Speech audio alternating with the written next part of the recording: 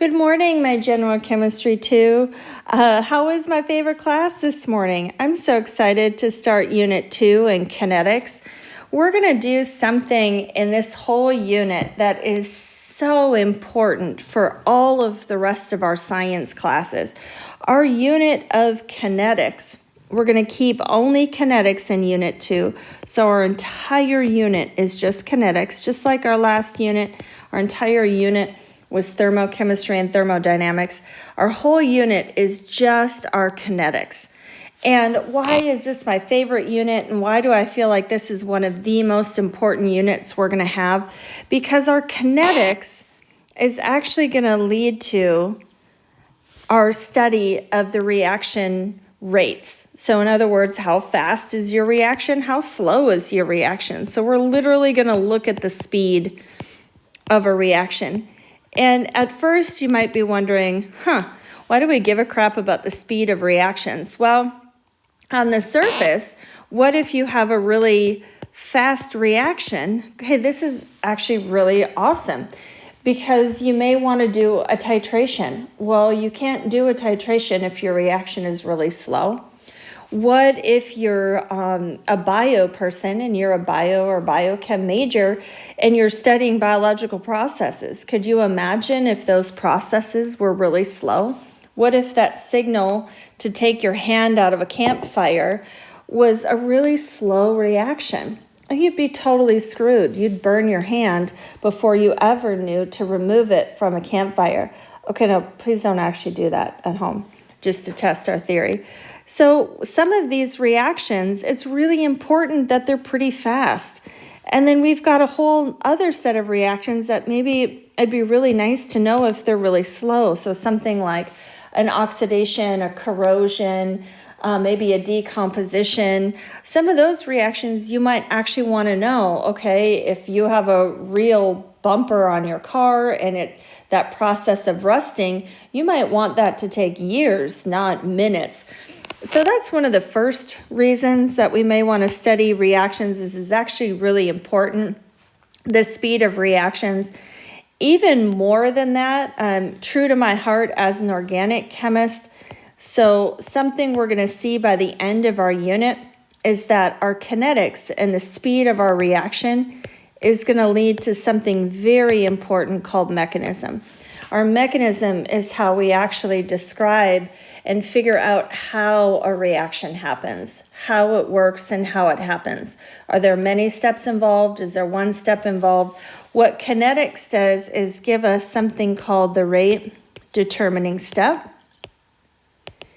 And that rate determining step is often the key step in how that reaction happens. And the only way you can figure that out is to let Mother Nature tell you. Let your chemistry tell you. And how do we do that? That is with kinetics. So all of those biological studies you see in biochem, all of our organic mechanisms that we're going to learn next year when you take me for OChem, all of those processes, how you actually get to that information, you start studying that, is coming from kinetics.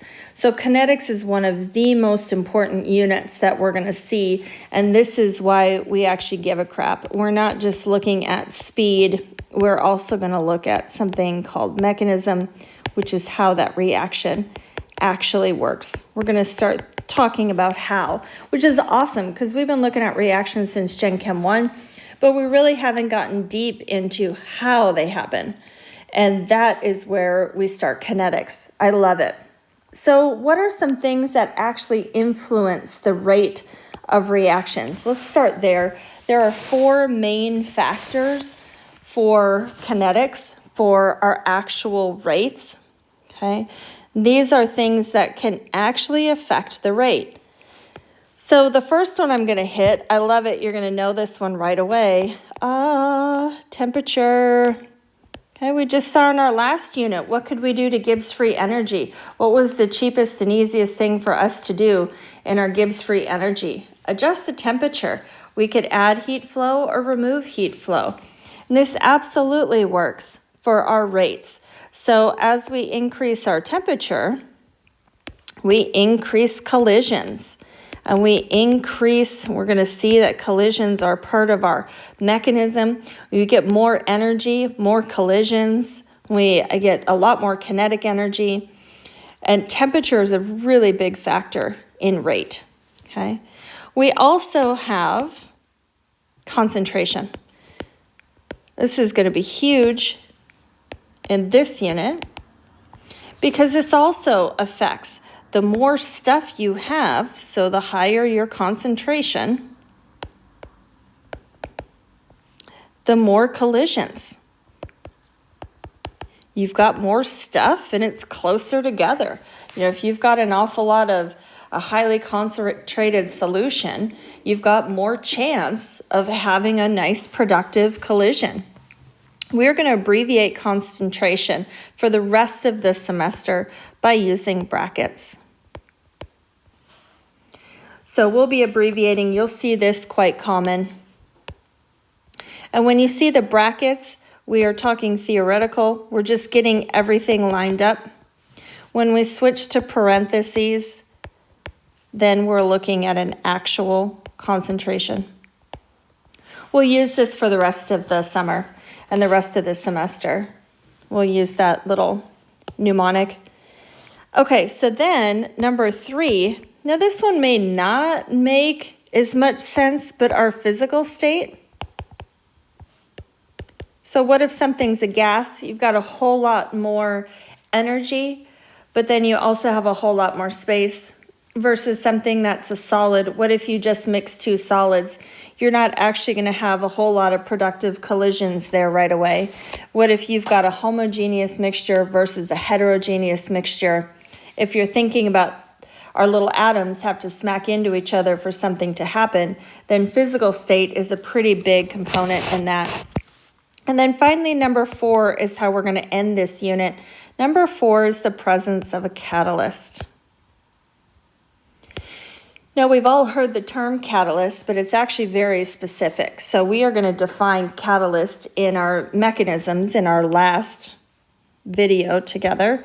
They are going to include when we get to our discussion of mechanisms. So our collisions have to actually be productive, and not all of them are. And a catalyst really helps that. In fact, we're going to bust out energy diagrams again, and we're going to look at what a catalyst does. I really describe that. Okay, I love it. So let's keep that in mind. I'd write that one down, put that in your notes. That's a really good, a nice, good multiple choice question for you on Blackboard. There are those 4 factors, and we're going to keep those in mind when we're looking at our reactions. We're going to constantly refer back to that. All right, I love it. So let's start to get a little bit deep. Kinetics has its own language. We have our own way of writing things. We have to start to picture our reactions. We actually need something to see. How do you actually study the rate of a reaction? Well, let's take very, very general. I'm going to start very general. What if we have a simple reaction of A turning into B? All right, now, first of all, let's just talk logistics. At the end of the day, you have to have something you can see. So we're going to get all stalker and talk a little creepy in this video, but we literally have to have something we can see. What if you're taking a solution that looks like water and you're mixing it with another solution that looks like water, and you're standing there with your stopwatch and you can't see anything happening? Your solution just looks like water. Well, how in the world are you going to study kinetics or study what's happening in a reaction if you can't actually see anything?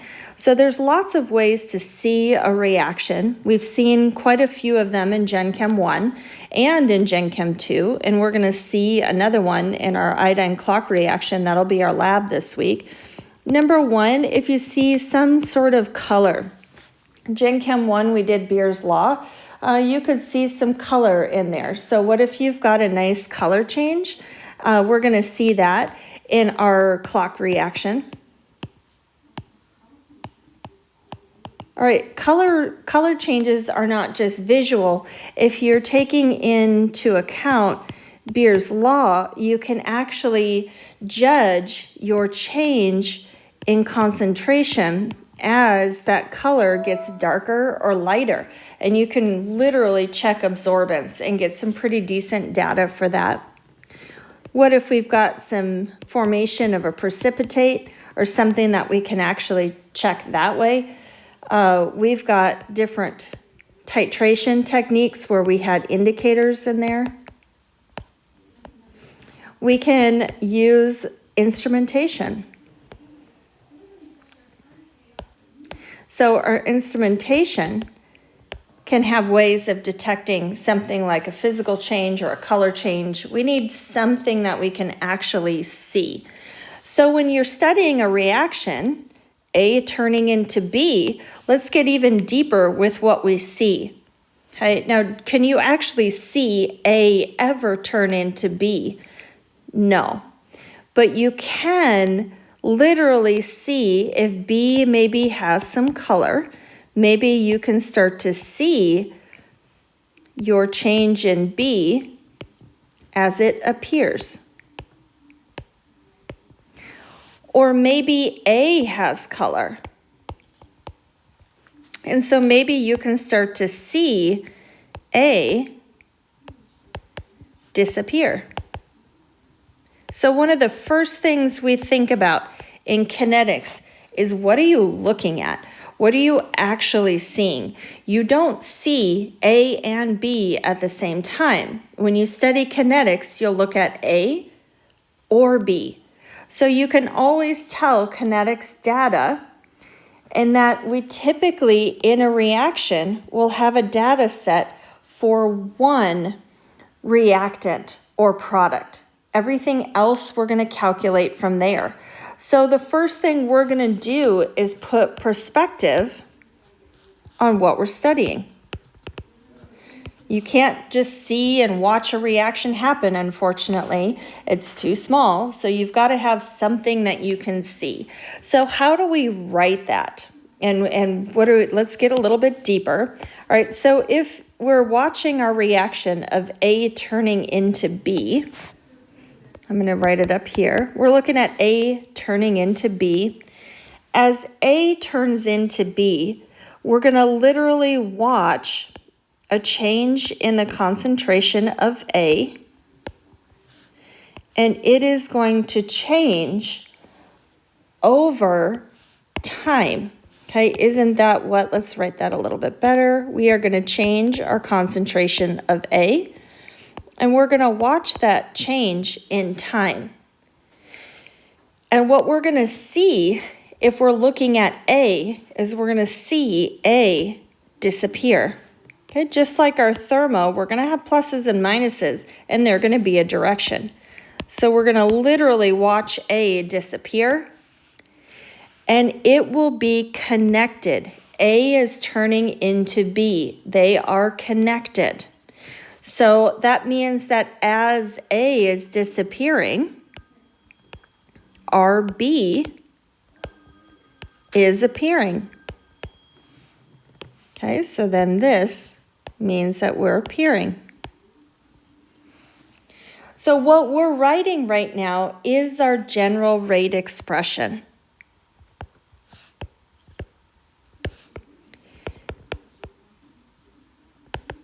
So here's what the data will look like for that. Okay, what we're looking at is a reaction of a butyl chloride, and we're actually looking at it decomposing. So we're looking at a reaction where our C4H9Cl is reacting with water and making an alcohol. Okay. But again, in kinetics, we can only watch one thing. So we are going to watch our butyl chloride disappear. So if we wanted to write a general rate expression for this, we would write that we are watching a change in that C4H9Cl over some time. We are also, if we wanted, if we could watch that water disappear. over some change in time. And we could then, I'm going to run out of space, so I got to do this. We could then watch that C4H9OH appear. Notice that's a plus over time. And our HCl appear over time. So all of these are connected. This reaction is connected. You have to have all four species. And so what we're writing right now is perspective. All four of these are a math expression. They are all equal and they are all connected, but we can only watch one of them at a time. So this is the one that we're seeing. All the rest are happening. We're just not seeing it. So when you actually study kinetics, you have to let that come from Mother Nature. You can't predict it. And here's why. Just wait. If so far this doesn't feel so bad, just wait. Let's let the other shoe drop. Okay, let's look at what's happening. Let's start at 0 and let's just take at 50 seconds. Okay, look what just happened to our concentration. It just went down. Okay, that's awesome. We could take an average rate. Now, wouldn't it be boring if we were just done and that's it? You literally could just time your reaction and take it at 0, take it at 50 seconds, done. I just calculated my rate. I'm a rock star. Let's put that equal to our rate. Okay, I love it. Except here's caveat number 1. What just changed?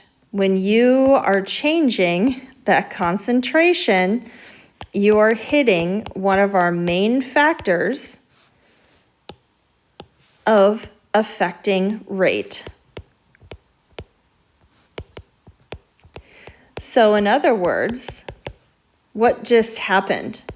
We started at 0.1 molar for our concentration. As soon as our reaction started to happen, we just started to go down in concentration. Oh, crap. As soon as we go down in concentration, is our rate going to stay the same? So as our concentration is changing, what is happening to the rate? I love it. So as your concentration is changing, so is your rate changing. Now let's come back to a statement I made earlier. We are going to start with our general rate expression. It is going to give us a lot of information, but it's actually our worst data. So it's a place to start. But because as our concentration is changing, our rate is changing. If we look at these little slices of data here, each one of that little snapshot is changing. So how do you really ever know the rate of that reaction?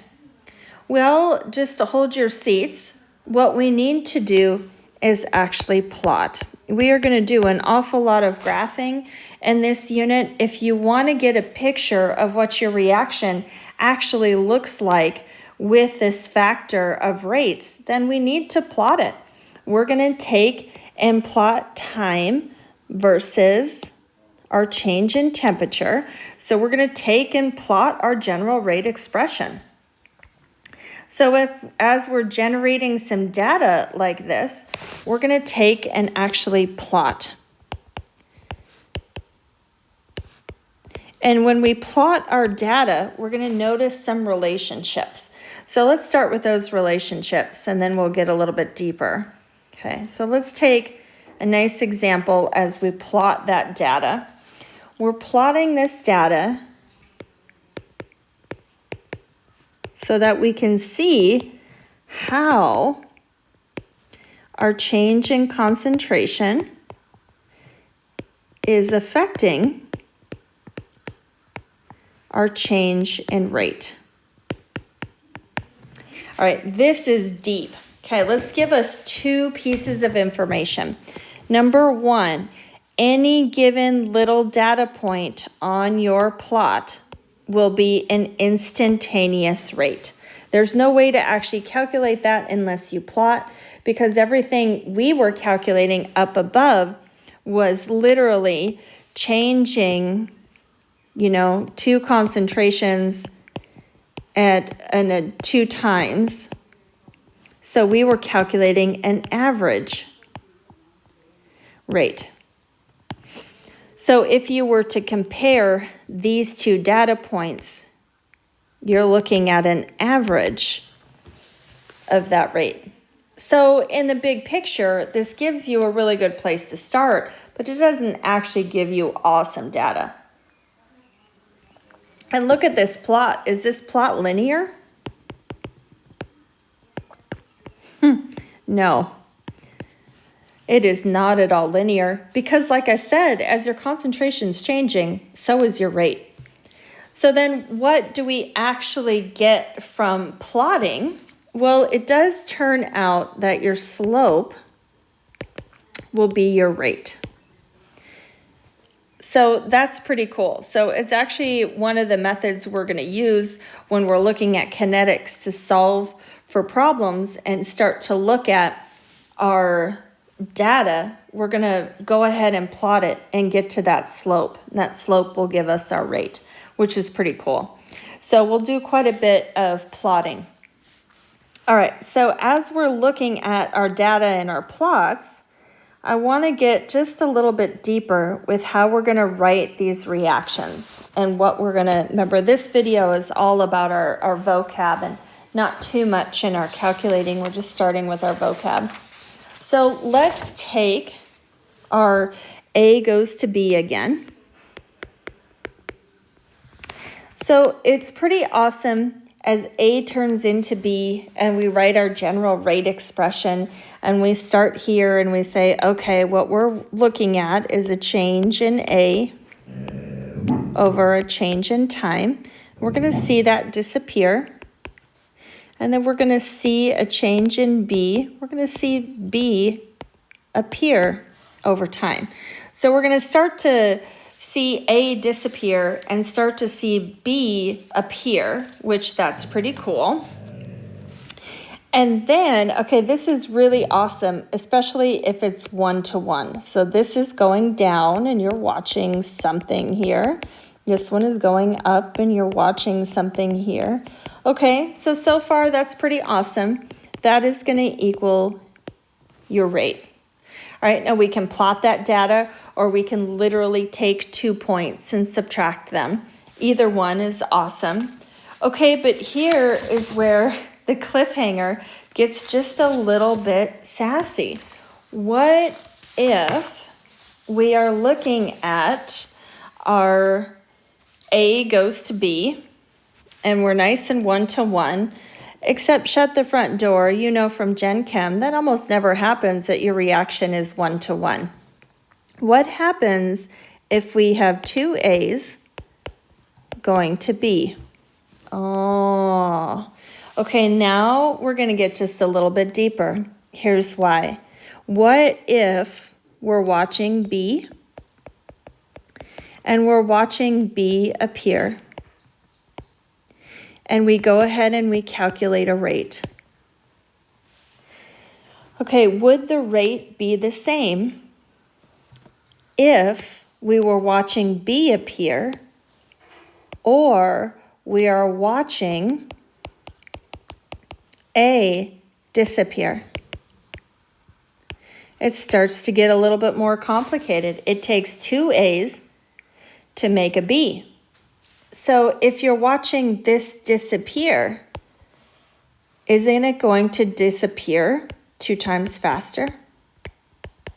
Because what we watch is concentration.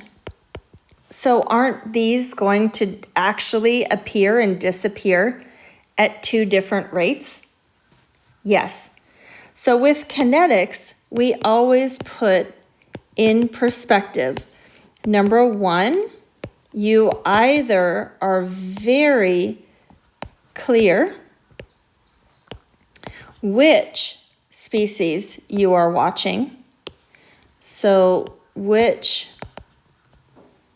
concentration is giving you the rate, because they might be different. Or number 2, we factor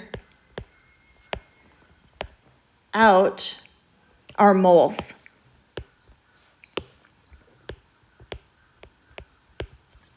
Okay, so we need to do one of two things. So we are now going to add, that was a little bit fluffy, we are now going to add to our rate expression another piece of information. When they're not one-to-one, you either need to be very clear which one you're looking at, or you need to factor out moles. So let's go ahead and write our rate expression again. And let's add another piece of information. So because we're going to try and get to a rate that's constant for everything, we have to include stoichiometry or moles. So how do we put that in our expression? We're still going to disappear our change of A over time, only we need to factor out those moles. And then we're still going to appear in B, only your moles were one-to-one. And now we can have a nice general rate that's a factor that works for everything. So if you want to know what the rate is, this is literally a math expression. We can then factor and take that rate, and if we want to know what A will look like, so now that is what we're looking at for A, and then our rate in this case for B would be 1. So you need to use moles in your general rate expression. So now we have literally written our general rate expression. I will always call it this. We will have about 5 different ways to write our rate. So please write this one in your notes and highlight it. Our general rate expression will look like this. So let's practice one. Let's write one. Let me give you a little bit sassier of an example. Let's look at peroxide. So peroxide can decompose into water and oxygen. All right, so what do we need to do? You guys know this since Gen Chem 1. You put on your yoga pants and you find your balance. So if we balance this reaction, we're going to end up with a 2 here and a 2 here. So let's start there. And then let's write our general rate expression.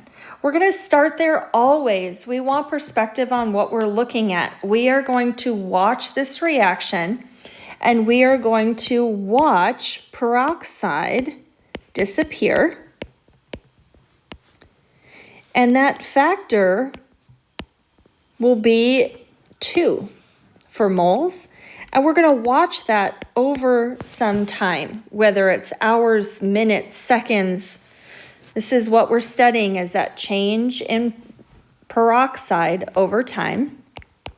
That change, because they're all connected, peroxide is turning into water, so that change will be the appearance of water over that same time, but again, including moles.